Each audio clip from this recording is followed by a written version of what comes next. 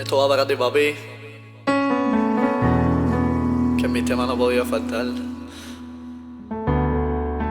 porque tú eres mi gigante y el cielo me lo dejaste llevar. Dice: quería decirte, papi, que tú me haces falta. En mi vida tú eres mi inspiración, porque a pesar de lo que tú has pasado, eres un ejemplo de superación.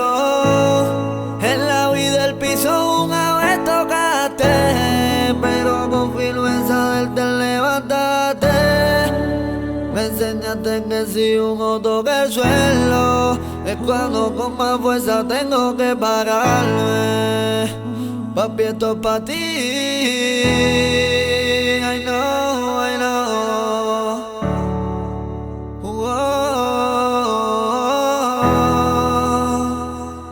Yeah. Me enseñaste lo que era amar. Tú fuiste el mismo que me enseñó a caminar. El primer nombre que mencioné al hablar, y por el que mataba si alguien te quería mentar. Pelota, tú me enseñaste a jugar, y ese primer beso que me obligaste a dar. Tú me enseñaste como una mujer tratar. Eres mi ídolo, recuérdalo, papá. Tú me compraste el primer celular, luego una laptop para que empezara a estudiar.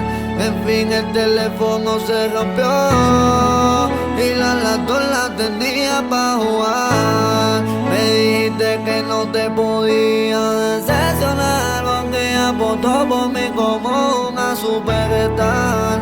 Él me dijo: no recoge lo que siembra, y no habrá decepción ni tristeza.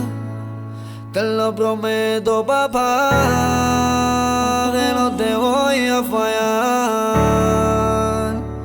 Y espero ser ese grande que con valor me enseñaste a lograr. Siempre con mucha humildad, ayudando a todos juntos, porque tú me enseñaste que quien tiene amigos tiene un mundo.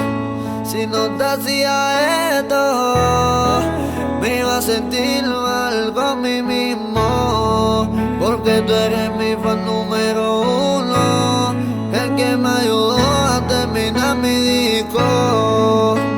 Mis letras tienen sentimientos, mis letras tienen corazón, porque estoy orgulloso de mi padre.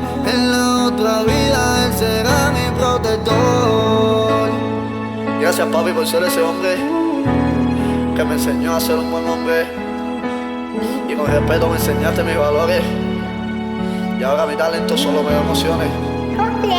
Tú sabes que te amo.